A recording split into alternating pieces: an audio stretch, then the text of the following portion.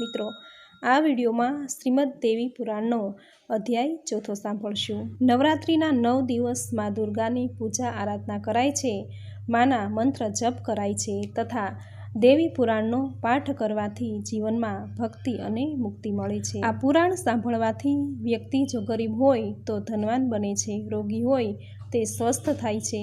પુત્રહીન સ્ત્રી જો દેવી પુરાણનો પાઠ કરે તો તેને સંતાન પ્રાપ્તિનું વરદાન મળે છે।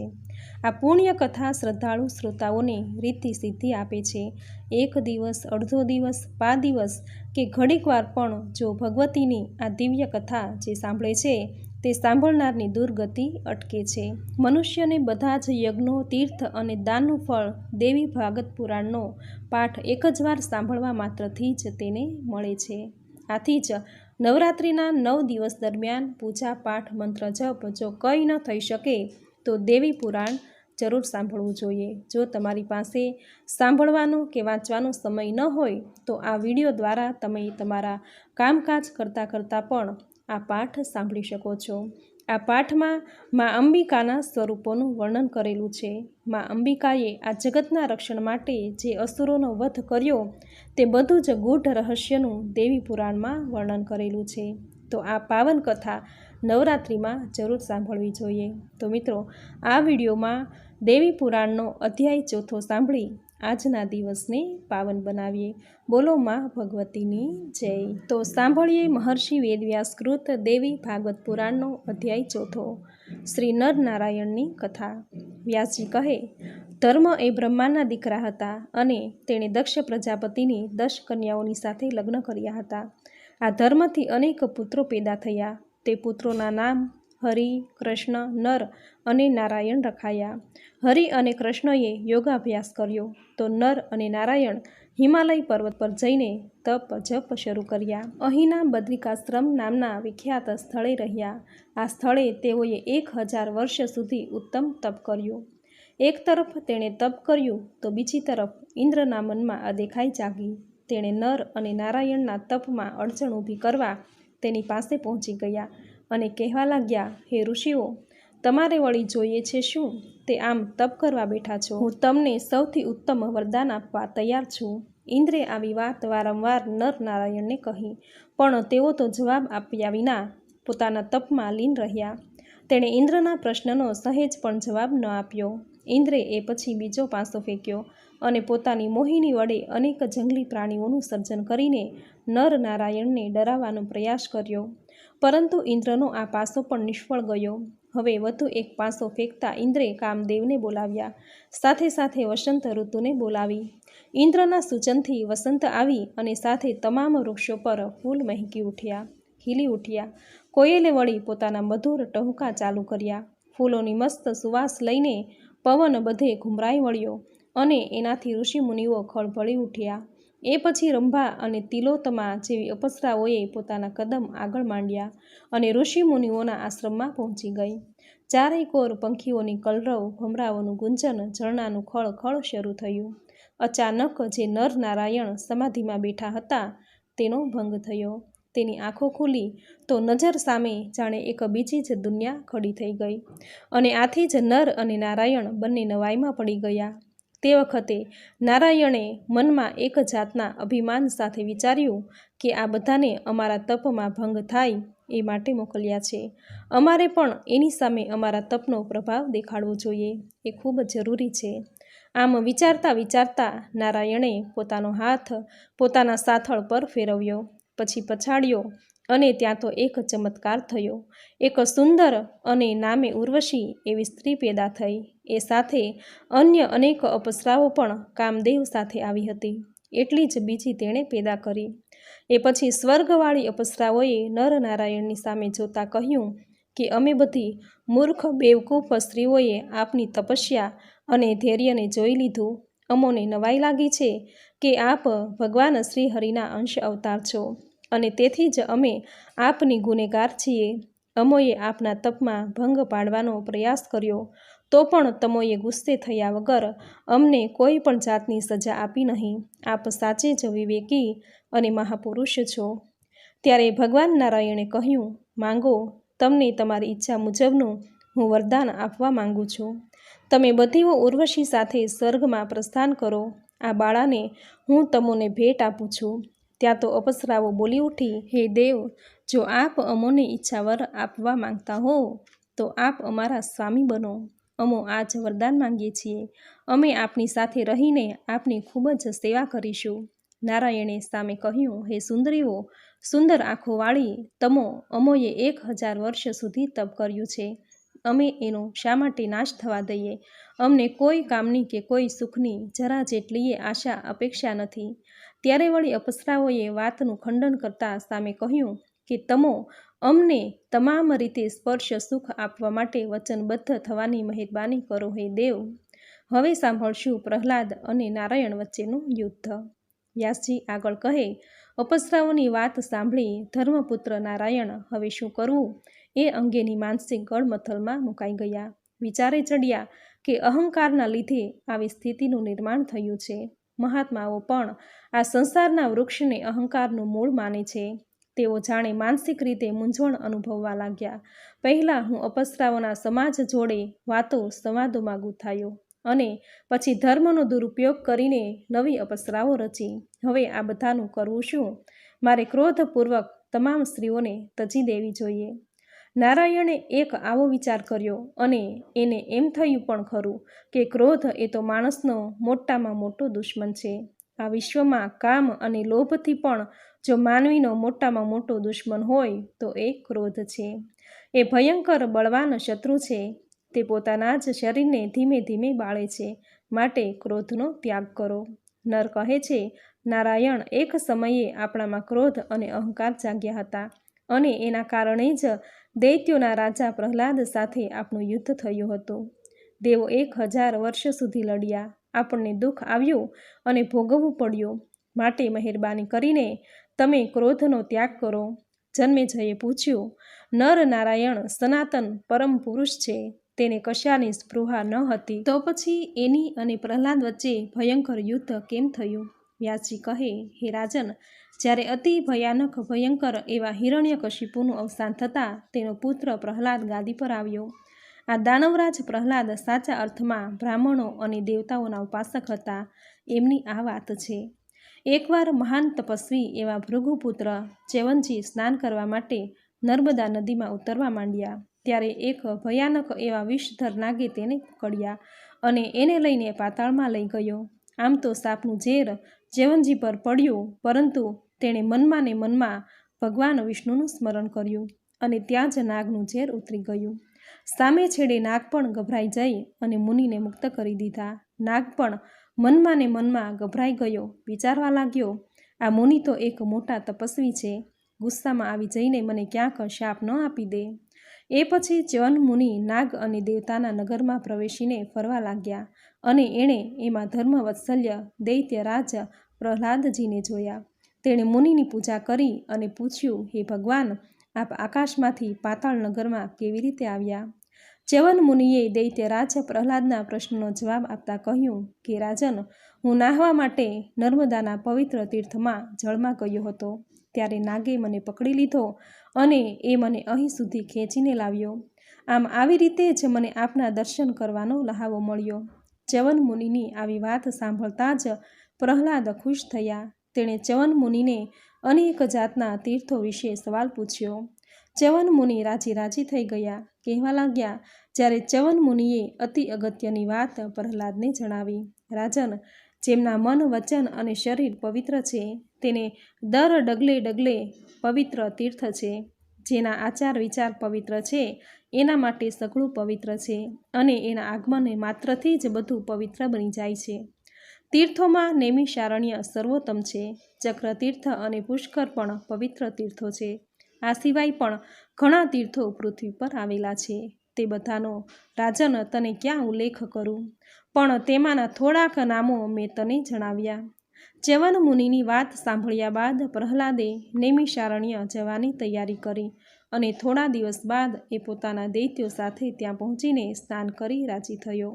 એ પછી એણે અન્ય તીર્થોમાં ફરીને માહિતી મેળવી આનંદ લીધો. આ બધા તીર્થોના સ્થળ પર પરિભ્રમણ કરતાં કરતાં તેણે ધર્મનંદન નર નારાયણને જોયા. પ્રહલાદે વંદન કરીને જોયું તો તે મુનિઓએ કાળા મૃગનું ચામડું ઓઢ્યું હતું અને એના પર વળી મોટી જટા હતી, પાસે મોટા ધનુષ્ય હતા. આ બંને ધનુષ્ય શ્યાંગ અને આજગવના નામે ઓળખાતા હતા. તે ઋષિઓને જોઈને પ્રહલાદની આંખોમાં ક્રોધ ઉતરી આવ્યો અને પછી તે ઋષિઓને સંભળાય એવી રીતે કહેવા માંડ્યો, તમે લોકો અહીં બેસીને શા માટે ઢોંગ કરતા હશો? તમારા આવા કૃત્યોથી ધર્મનો અંત આવે છે. બ્રાહ્મણોને તપ કરવું જોઈએ, પણ સાથે પાસે ધનુષ્ય રાખવાની કોઈ જરૂરત ખરી?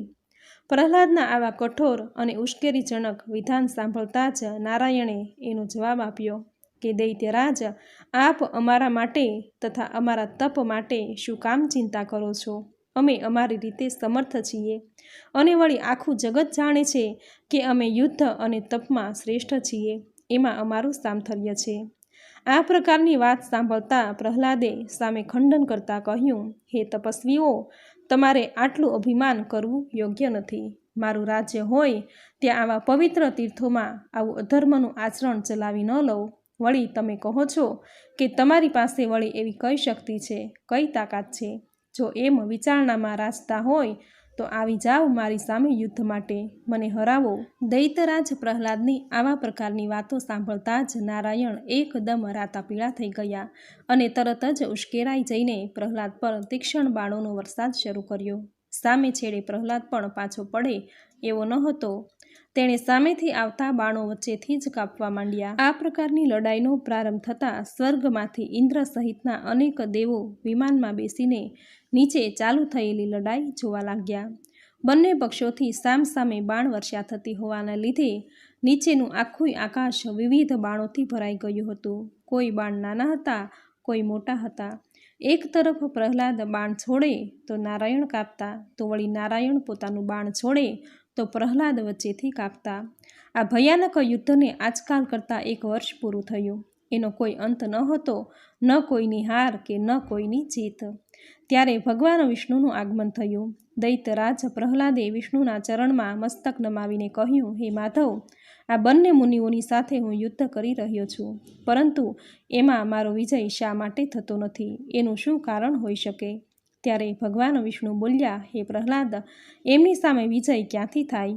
આ બંને સિદ્ધ પુરુષો છે અને તેઓ વળી મારા જ અંશથી પ્રગટ થયા છે, તેથી તમે કદી તેને જીતી શકવાના નથી. તેથી તમે અબઘડી પાતાળમાં જાઓ અને ત્યાં જઈને મારી ભક્તિ કરો. ત્યાર પછી ભગવાન વિષ્ણુની આજ્ઞા થતાં દૈત્યરાજ અસુર પાતાળમાં ચાલ્યા ગયા અને નર નારાયણે ફરીવાર તેની તપસ્યાનો આરંભ કર્યો. હવે સાંભળશું દેવો અને દાનવો વચ્ચે યુદ્ધ. જન્મેજયે કહ્યું, વ્યાસજી, તપને પોતાનું પરમ કર્તવ્ય માન. નર નારાયણ ભગવાન વિષ્ણુના અંશ અવતાર હતા, તો નર નારાયણ અને પ્રહલાદની વચ્ચે સંઘર્ષ શા માટે થયો? વ્યાસજી કહે, રાજન, દરેક યુગમાં પ્રભુ એના નિયમ અનુસાર અવતાર ધારણ કરતા હોય છે. એકવાર ભૃગુ મુનિને વળી નારદને ભગવાનને શાપ આપવાની ઈચ્છા થઈ આવી અને સામે છેડે એની ઈચ્છા પૂર્ણ કરવા પ્રભુએ અવતાર ધારણ કરવાનું તેને વચન આપ્યું.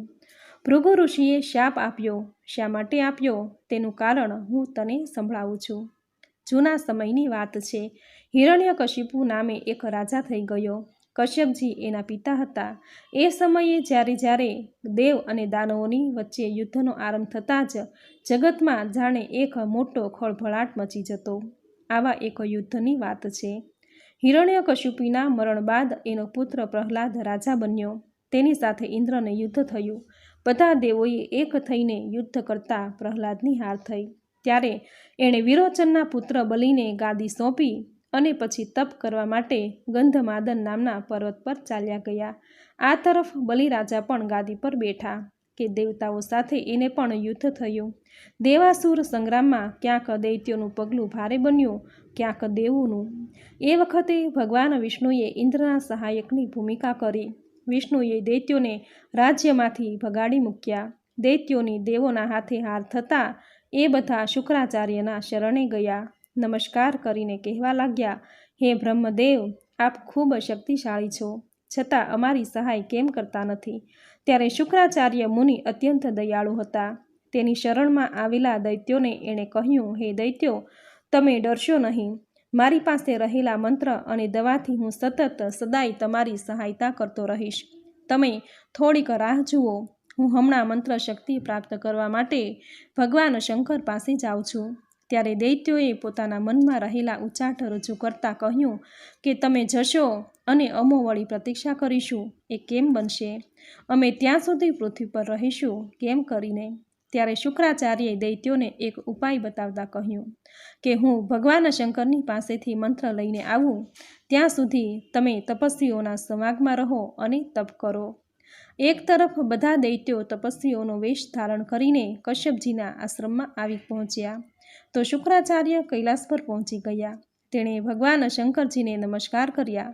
ત્યારે શંકર ભગવાને શુક્રાચાર્યને અત્યંત કઠોર એવું તપ કરવાનો આદેશ આપ્યો.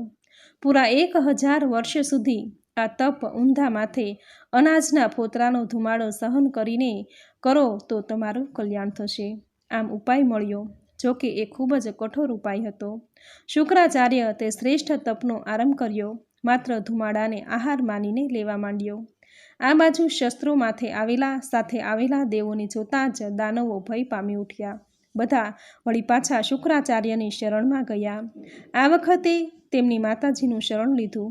શુક્ર માતાએ પોતાની શરણે આવેલા દાનવોને જોતાં જ મનમાં કશાક વિચાર સાથે એમને અભય દાન આપ્યું અને કહ્યું કે દાનવો, તમે જરાય ડરશો નહીં. મારી પાસે રહેવાથી ભય કે દાનવો તમારી પાસે ડોકાવાના નથી. ગુરુ માતાની આવી ઉમદા વાત સાંભળતા દાનવો રાજી થયા. એના મનમાં વ્યાપેલ ઉચાટ શાંત થયો. પરંતુ સામે છેડે દેવો દૈત્યોનું પગેરું શોધતા છેક દૈત્યોની પાસે આવી પહોંચ્યા અને એની હત્યાઓ કરવા લાગ્યા. ત્યારે દૈત્યોની હત્યા તેમજ માર ખાતા લોહી લુહાણ હાલતમાં જોતાં જ ગુરુ માતાનું હૈયું કંપી ઉઠ્યું. તે બોલી ઉઠ્યા, હું હમણાં જ એક ચમત્કાર કરું છું. ઇન્દ્ર સહિત તમામ દેવોને ઊંઘ ભેગા કરી દઉં છું. એ પછી એણે નિંદ્રાને આજ્ઞા કરી અને અસર થતાં જ બધા દેવો ઊંઘવા લાગ્યા. તેથી ઇન્દ્ર જેવા ઇન્દ્રની શક્તિ ઝાંખી થઈ ગઈ. તેઓ તેથી ગભરાયા. આવી સ્થિતિ જોતાં જ ભગવાન વિષ્ણુ બોલ્યા, આપનું કલ્યાણ થાવ. તમે અબઘડી મારી પાસે આવી જાઓ. ત્યાર પછી ઇન્દ્ર ભગવાનની શરણે ગયા અને એમનો તમામ ભય દૂર થઈ ગયો. ઊંઘ પણ એમની પાસે ફરકી શકી નહીં. આથી શુક્રાચાર્ય માતા ક્રોધથી ઉકળી ઉઠ્યા. એણે ગુસ્સામાં આવી પગ પછાડતા કહ્યું કે ઇન્દ્ર, હું મારી તપસ્યાના પ્રભાવથી વિષ્ણુ સહિત તનેય ગળી જઈશ. શુક્રાચાર્યની માતા તમામ યોગ વિદ્યાઓમાં નિપુણ હતા. તેની આ શક્તિના પ્રભાવથી ભગવાન વિષ્ણુ અને ઇન્દ્રની તમામ શક્તિઓ ક્ષીણ થઈ ગઈ. ત્યારે શુક્રાચાર્યની માતાને મારવા માટે ભગવાને ચક્ર હાથમાં લીધું અને પછીની ક્ષણે શુક્રાચાર્યની માતાનું મસ્તક ધડથી અલગ થઈ ગયું. હવે સાંભળશું ભગવાન વિષ્ણુને ભૃગુનો શાપ. પોતાની પત્નીની અતિ ઘોર હત્યા થતાં મહાત્મા ભૃગુ ગુસ્સામાં ઉકળી ઉઠ્યા અને ગુસ્સામાં જ બોલી ઉઠ્યા કે વિષ્ણુ, તમે સર્વોત્તમ બુદ્ધિના માલિક છો. તમે સ્ત્રી હત્યાના પાપને જાણવા છતાંય આવું આચરણ કરી બેઠા છો. તમોને બીજું તો શું કરું? હું શાપ આપી રહ્યો છું. તમોએ અન્યનું હિત કરવા અર્થાત ઇન્દ્રને સુખી કરવા, હિત કરવા મને પત્ની વગરનો કરી દીધો. તેથી હે વિષ્ણુ, હું તમને શાપ આપું છું કે તમે મૃત્યુલોકમાં ઘણા અવતાર ધારણ કરશો અને તમોએ કરેલા આ પાપના ફળ સ્વરૂપે તમારે ગર્ભવાસનું દુઃખ ભોગવવું પડશે. ભૃગુના આ શાપને લીધે જ ભગવાન પૃથ્વી પર અવતાર ધારણ કરે છે. ધર્મનું હનન થાય ત્યારે તેઓ જગતનું કલ્યાણ કરવા, હિત કરવા વારંવાર અવતાર ધારણ કરી માનવી રૂપે આવે છે. જન્મેજયે પૂછ્યું, ભૃગુ મુનિના પત્નીનું મૃત્યુ તો થયું, પણ એ પછી તેનું ગ્રહ જીવન નિર્વાણ કેવી રીતે થયું? વ્યાસજી કહે, ભૃગુ મુનિ સર્વ વિદ્યાઓમાં પ્રખર હતા. એકવાર વિષ્ણુને શાપ આપી દીધા પછી તેઓ મૃત પત્નીનું મસ્તક ધડ સાથે જોડ્યું અને કહ્યું, દેવી, જો હું સદાચારી, સત્યભાષી અને વેદાભ્યાસી તથા જો તપસ્વી હોઉં તો તમોને મારા તપોબળના સહારે જીવંત કરું છું. આમ ભૃગુ આટલું બોલ્યા અને હાથમાંનું જળ પત્નીના શરીર પર નાખતા જ ભૃગુની પત્નીના મૃત ખોળિયામાં જીવ સંચાર થયો. તેઓ પાછા બેઠા થઈ ગયા. રાજન, બીજી બાજુ શુક્રાચાર્ય મંત્રની પ્રાપ્તિ માટે કઠોર તપ કરી રહ્યા છે. એ વાત જાણી ઇન્દ્ર રાજા ઊંચા નીચા થઈ ગયા અને તેથી તેણે પોતાની સ્વરૂપવાન કન્યા જયંતીને કહ્યું કે પુત્રી, હું તને શુક્રાચાર્યને સોંપું છું. તું એની એવી નિષ્ઠાથી સેવા કર કે તેઓ તારા વશમાં આવી જાય. આમ ઇન્દ્ર રાજાએ જયંતીને શુક્રાચાર્યના આશ્રમમાં મોકલી, પણ તેના મનમાં જરાય જેટલોય વિકાર ન હતો. તે બ્રહ્મચર્યના નિયમોનું સખ્તાઈપૂર્વક પાલન કરતી હતી. પૂરા 1000 વર્ષના તપના અંતે શુક્રાચાર્યએ જયંતીને પૂછ્યું, હે સુંદરી, તું કોણ છે, કોની દીકરી છે અને તારી શી ઈચ્છા છે? મુનિના પૂછાયેલા પ્રશ્ન બાદ જયંતીએ પોતાની ઓળખ આપી. હે મુનિરાજ, મારા પિતાજી ઇન્દ્ર રાજા છે. એણે મને આપની સેવા માટે મોકલી છે. મારા મનમાં રહેલી ઈચ્છાઓ પૂરી કરો. એ પછી શુક્રાચાર્ય જયંતીનો હાથ પકડીને ઘેર ગયા. તેની સઘળી વ્યવસ્થા કરી, જમવાની, રહેવાની, અને પછી તેઓ 10 વર્ષ સુધી પોતાના ઘરની બહાર ન નીકળ્યા. શુક્રાચાર્ય પણ પોતાના તપોબળથી એક એવું આવરણ બનાવી દીધું કે કોઈ ચકલુય અંદર પ્રવેશી ન શકે. બીજી તરફ દૈત્યોને જાણ થઈ કે આપણા ગુરુજી શુક્રાચાર્ય મંત્ર લઈને પાછા આવી ગયા છે, એટલે એ બધા શુક્રાચાર્યના નિવાસે ગયા.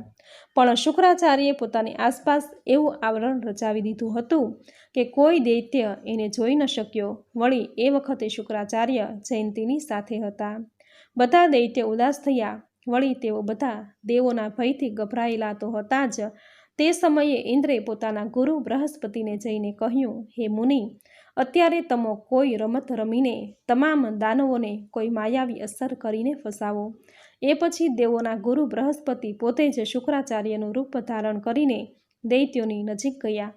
બધા અસુરો સમજ્યા કે આપણા ગુરુ આવી ગયા છે અને તેઓ બૃહસ્પતિને શુક્રાચાર્ય માનીને ખૂબ ગેલમાં આવી ગયા. જોકે તેને ક્યાંય સુધી ખબર ન પડી કે આ દેવોના ગુરુ બૃહસ્પતિની માયા છે, જે ગુરુ બનીને અમારી પાસે આવ્યા છે. રાજન, બૃહસ્પતિ માયાવી શુક્રાચાર્ય બન્યા. પ્રથમ તો તેણે એવો પ્રયાસ કર્યો કે બધા જ દૈત્યોને એ શુક્રાચાર્ય જ લાગે, અને તેથી બધા દૈત્યો મંત્ર વિદ્યા શીખવા માટે બૃહસ્પતિની શરણમાં પહોંચી ગયા. આ તરફ જયંતી સાથે 10 વર્ષનો સમય ગાળવાનો શુક્રાચાર્યનો અગાઉ લીધેલો નિર્ણય પૂર્ણ થયો. એટલે શુક્રાચાર્ય જયંતીની રજા લઈને આશ્રમમાં આવેલા પોતાના દૈત્યોને મળવા માટે ગયા. પણ ત્યાં તેણે જોયું કે બધા દૈત્યો તો બૃહસ્પતિની આજુબાજુ વીંટળાઈને બેઠા છે, અને બૃહસ્પતિએ પોતાની માયાના બળથી શુક્રાચાર્યનું રૂપ ધારણ કરી લીધું. અસલ શુક્રાચાર્યને બૃહસ્પતિની કપટ લીલાની જાણ થઈ. વળી તેઓ કપટતાથી જ યજ્ઞોની નિંદા કરી રહ્યા છે. વ્યાસજી આગળ કહે છે કે શુક્રાચાર્યે ખડખડાટ હાસ્ય કરતા પેલા નકલી શુક્રાચાર્યને સંભળાય એવી રીતે કહ્યું, હે દૈત્યો, મારો વેશ ધારણ કરનારા આ બૃહસ્પતિની વાતોમાં આવી ગયા. આમ એના ચક્કરમાં આવી જવાની શી જરૂર પડી? સાચો શુક્રાચાર્ય તો હું છું. આ તો બની બેઠેલા શુક્રાચાર્ય વાસ્તવમાં બૃહસ્પતિ છે. ત્યારે હાજર દૈત્યોએ ઘડીકમાં આ તરફ અને ઘડીકમાં પેલી તરફ જોયું. બંને શુક્રાચાર્ય એકદમ એક સરખા હતા. અસલ શુક્રાચાર્યે તેના દૈત્યોને સાચી વાત સમજાવવાનો ખૂબ પ્રયાસ કર્યો, પણ તેઓ તો વારંવાર બૃહસ્પતિને જ સાચા શુક્રાચાર્ય માનવા લાગ્યા, કારણ કે તેની વાતોમાં આવી ગયા હતા. સાચા શુક્રાચાર્યના સમજાવવાના તમામ પ્રયાસો સાવ નિષ્ફળ જતા તેણે દૈત્યોને શાપ આપતા કહ્યું, તમને સાચી વાત સમજાવી છતાંય માનતા નથી, એટલે આગામી સમયમાં તમારી પર મોટી આપત્તિ આવશે અને યુદ્ધમાં તમારો અવશ્ય પરાજય થશે.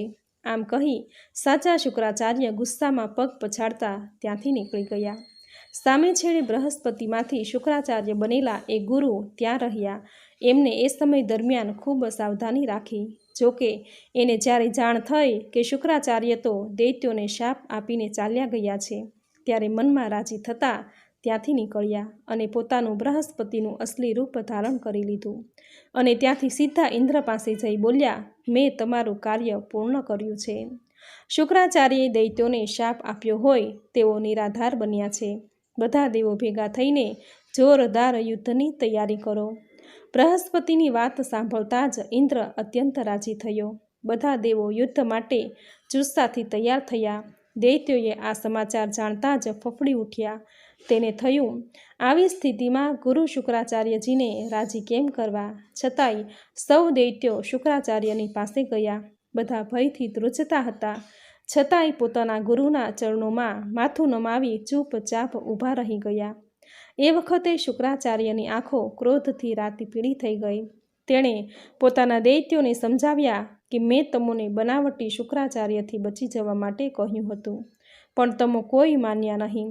હવે ફળ ભોગવો. બૃહસ્પતિની માયાવી વાતોમાં તમે આવી ગયા અને મારી સાચી શિખામણ માન્યા નહીં, તેનો ધરાર અનાદર કર્યો. શુક્રાચાર્ય આ પ્રમાણે સામે ઊભેલા પોતાના દૈત્યોને સમજાવતા હતા. ત્યારે અચાનક પ્રહલાદે તેના 2 પગ પકડી લીધા અને પછી તેઓ પ્રાર્થના કરવા લાગ્યા. પ્રહલાદની વાત સાંભળી શુક્રાચાર્ય પોતાની માનસિક તાકાત વડે સઘળી હકીકત જાણી તેઓ રાજી થયા અને સામે ઊભેલા બધા દૈત્યોને કહ્યું, દાનવો, ભલે તમોએ ભૂલ કરી, છતાંય તમો મારા યજમાન છો. તમારે કોઈનાથી ડરવાનું નથી કે નથી પાતાળમાં જવાનું. હું મારા સત્ય મંત્રોથી તમારી રક્ષા કરીશ. હવે સાંભળશું દેવ દાનવનું યુદ્ધ.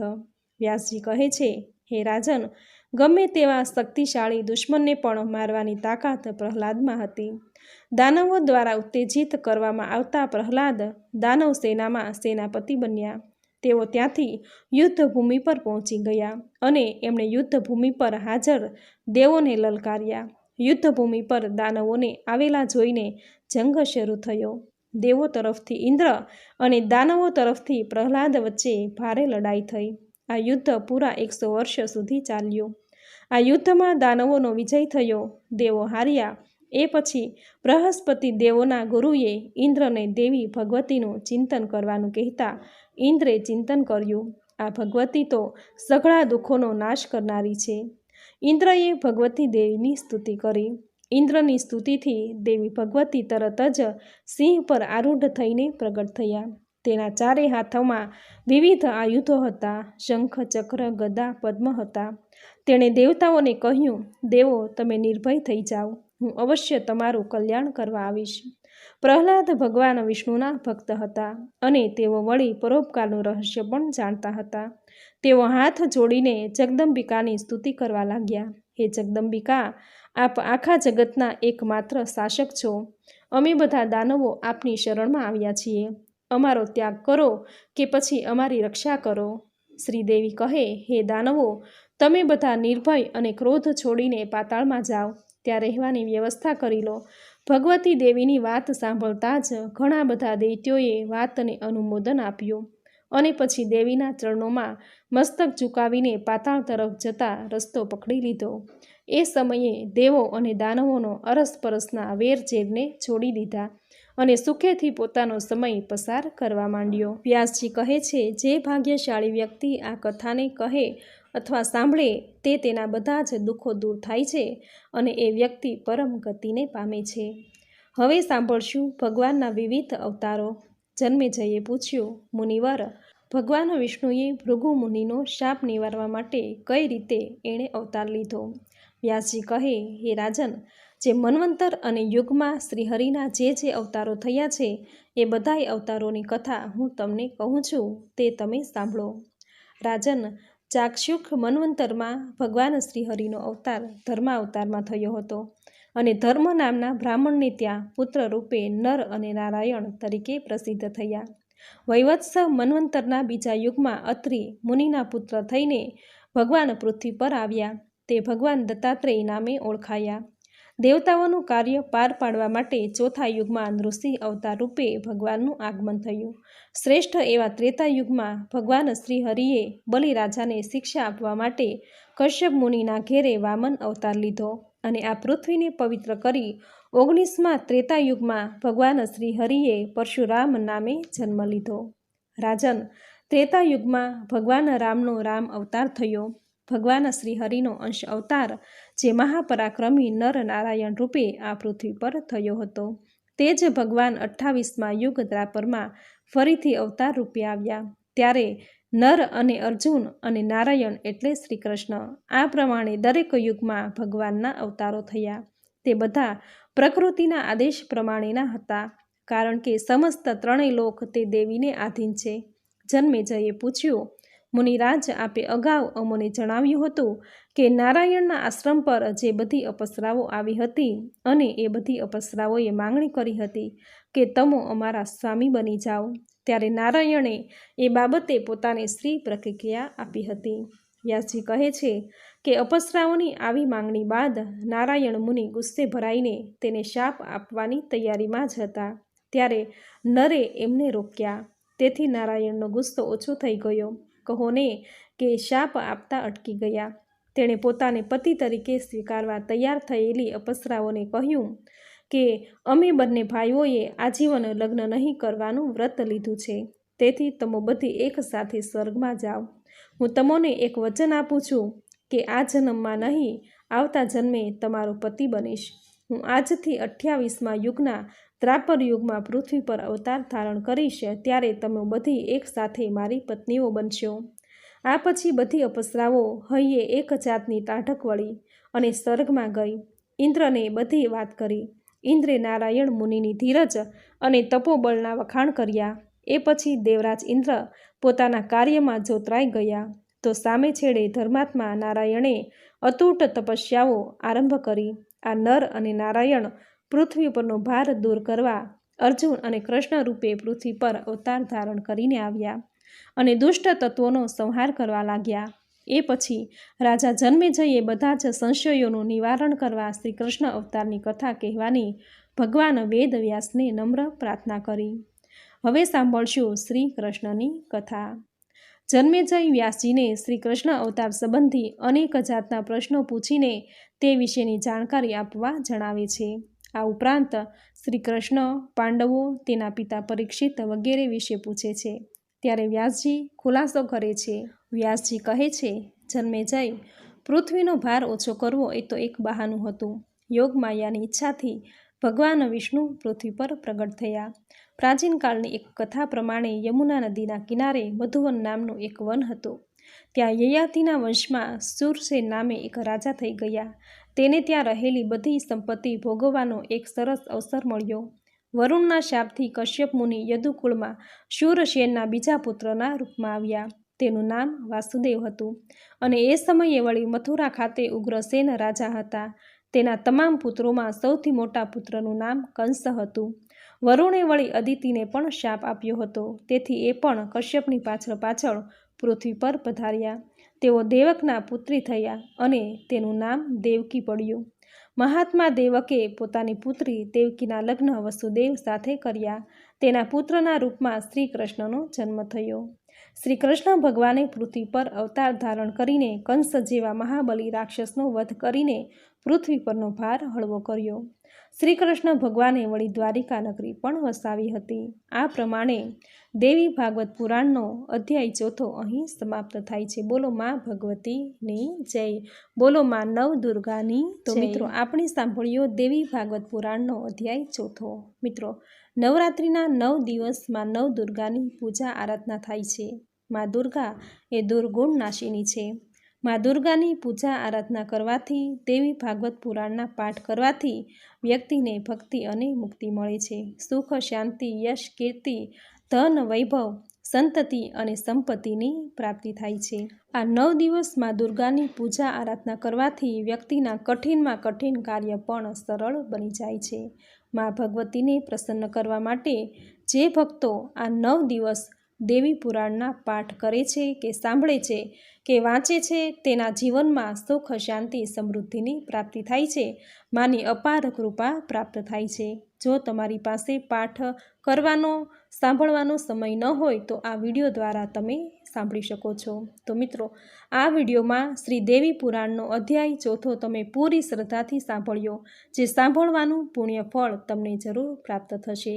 તો માની કૃપાને પ્રાપ્ત કરવા વિડીયોને લાઇક કરી કોમેન્ટમાં જય મા ભગવતી, જય મા નવદુર્ગા તથા તમારા કુળદેવીનું નામ જરૂર લખજો.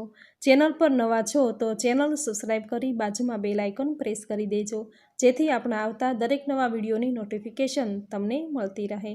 તો ફરી મળીશું આવી જ નવી ધાર્મિક માહિતી, નવી ધાર્મિક કથા સાથે. ત્યાં સુધી આપ સૌને મારા જય માતાજી.